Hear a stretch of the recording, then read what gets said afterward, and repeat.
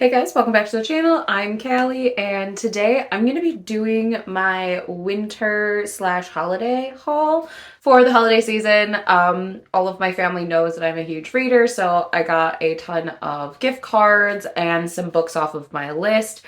And then I also took advantage of the Barnes & Noble Boxing Day sale, and then with it being almost the end of January, January is a huge release month. I had pre-ordered a ton of books that have come in throughout the month, so I have a decent pile for a haul here, and I figured I'd jump right into it. First being one of the special editions that I got, I ended up getting Cruel Illusions by Margie Fuston. This is the Fairy Loot edition. It is a gorgeous book with all of the fun things that always come with a Fairy Loot edition book. This was the December choice. I actually just finished this book as well yesterday. The next grouping of books that I have, I took advantage of the Barnes & Noble hardback sale, which was their Boxing Day sale this year. So I got a fair amount of hardcovers for really cheap. So I got Steel Striker by Marie Lu. This is book 2 in the Sky Hunter duology, which I really enjoyed and I read at the end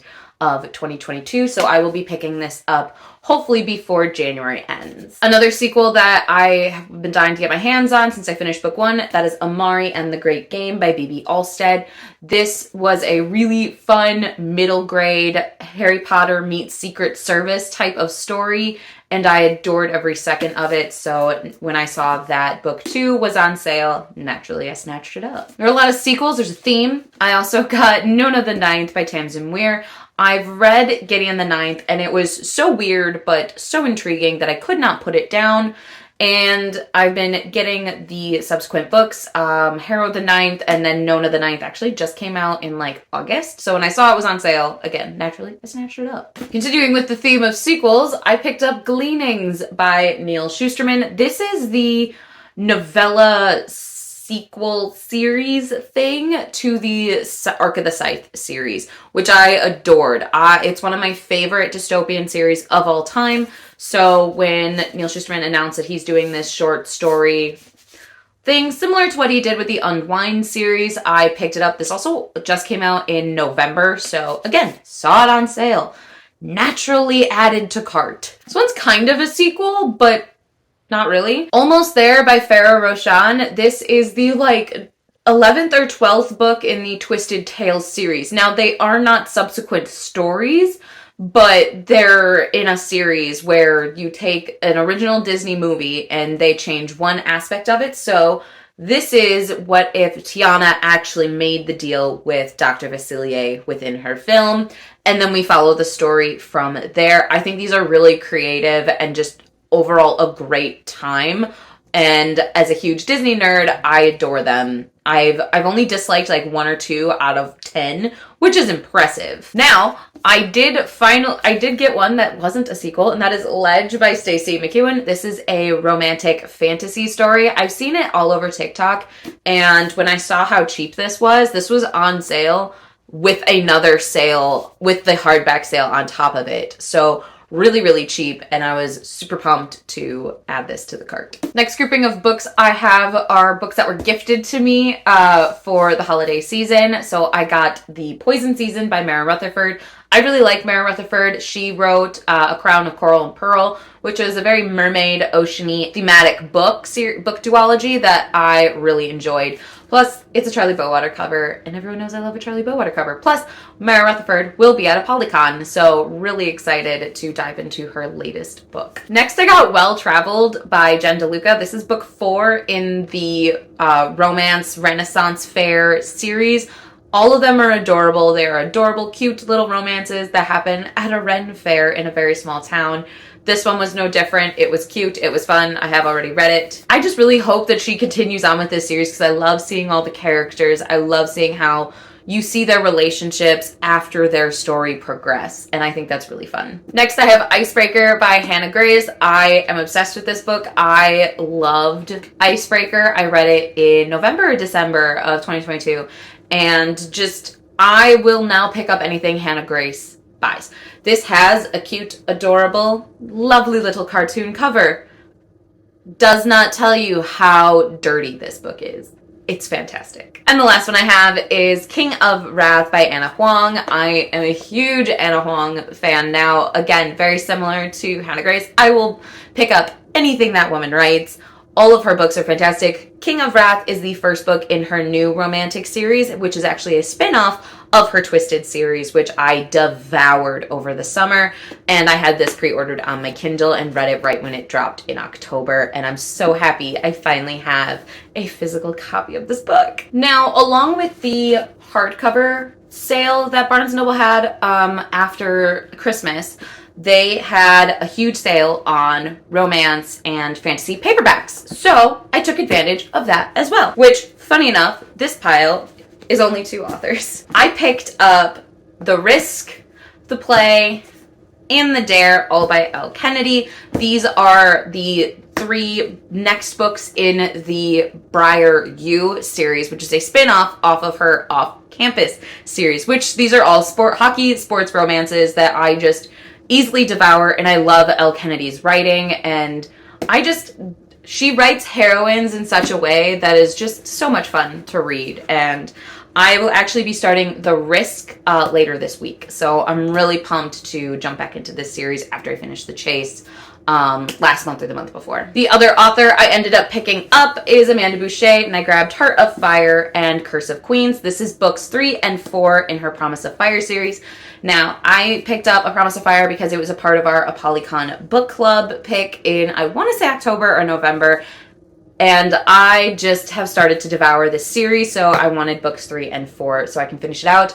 As, again, Amanda Boucher will be at ApollyCon this year, so really pumped. I finished this book earlier this month, so this will be a February read, and I'm really excited to finish out this series because I've heard really good things. And like I said, I've read 3 books already, and I'm hooked, fully invested in this story. I have a smaller pile. I do a fair amount of traveling around the New Year's, very beginning of the year, just to visit friends who are home for the holidays, and one of the places we always go is downtown Chicago, and I like to visit indie bookstores in that area so that I can help give them money, and I would prefer to shop at indie bookstores opposed to the big box stores because I'd rather give my money to them instead of big box stores and Amazon.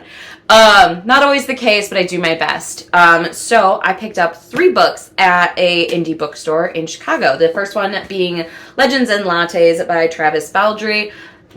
Sarah really liked this book. It's a cute little like D&D inspired sapphic romantic fantasy, and she described it to me and I was hooked. Next, I found this in their clearance section, Red Rising by Pierce Brown. I've been meaning to pick up this series. I know it's not finished, but I've heard phenomenal things. It's like a Hunger Games sci-fi type of story, and anything that is advertised as Hunger Games-esque, I will pick it up because I adore the Hunger Games. The last book that I picked up at the indie bookstore was Red, White, and Royal Blue by Casey McQuiston. I don't know where my copy went.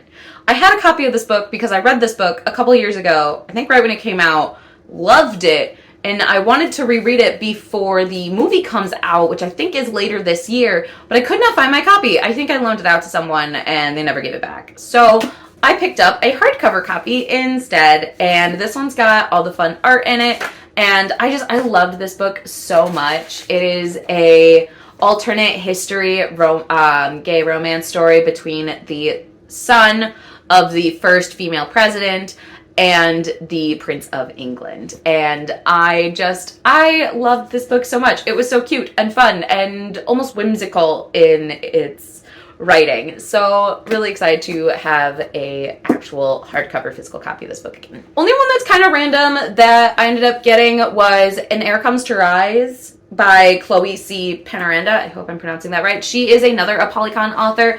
This is book 1 in her big fantasy series, and I am currently on my Kindle. I've read up until all the books have been out. One of the books, the 5th book, I believe, is coming out this week, if it's not already out, which I will be picking up immediately. I just finished book 4, and I'm so invested in this series. It gives me these same vibes and feelings that Throne of Glass gave me, and I have yet to find a series to really do that for me besides this one and one other series. So I'm fully invested. Helps that she's an Apolycon author, which is what pushed me to read this, because I've seen this all over TikTok. So I grabbed this, and literally, because I wanted to at least have book 1 for her to sign, and then literally the day this arrived was the day that she put up her pre-order form. So I pre-ordered the other 4 books, and I was able to tab it with everything that I noted on my Kindle. So I like to do that if I end up getting a hardcover of a book I read on Kindle. I like to just go back and tab everything that I tabbed in my Kindle. So really happy that I have that now. But I love this series, and it's slowly becoming one of my favorites. 1 pile left, I promise. There were a lot of sales, I swear. Like, I did not pay full price for any of these. But the last grouping that I have are my pre-orders. So the first pre-order that I have is Queen of Myth and Monsters by Scarlett St. Clair. This is the second book in the King of Battle and Blood series, which is a romantic vampiric fantasy story. Scarlett St. Clair will be at Apolycon again this year, so I will get a whole new set of books signed by her. The ones I didn't get last year signed, because there is a limit of only 3. So really excited to dive into this. I read King of Battle and Blood after Apolycon, and I fell in love with it. It is a great, just romance, dirty, fun fantasy story, and I'm invested. So got book 2. Well, I pre-ordered book 2 right when I finished book 1. Next, I pre-ordered Highly Suspicious and Unfairly Cute by Talia Hibbert. Talia Hibbert is the author of the Get a Life Chloe Brown series, or the Brown Sisters romance series. This is her YA debut, and it is still a romance. I'm about halfway through right now, and it's very adorable. And I just love Talia Hibbert's writing style. It feels so honest and raw, while also being hilarious. Up next, I have Loathe to Love You by Ali Hazelwood. I pre-ordered this. I pre-ordered a signed copy, which you can kind of tell, it's in silver. But because all my other books by Ali Hazelwood are signed, and I just want to keep up the tradition. I listened to these all when they originally came out in audiobook format, and I love them. I just love Ali Hazelwood's writing. I adore her, and I'm so excited for her new book to come out. But when I saw that they were doing a bind-up version of these audiobooks, I was so pumped. Plus, it came with an extra bonus chapter that was an epilogue for each of these couples, and I adore it. Everything about it. I love it. They were all really cute little novellas.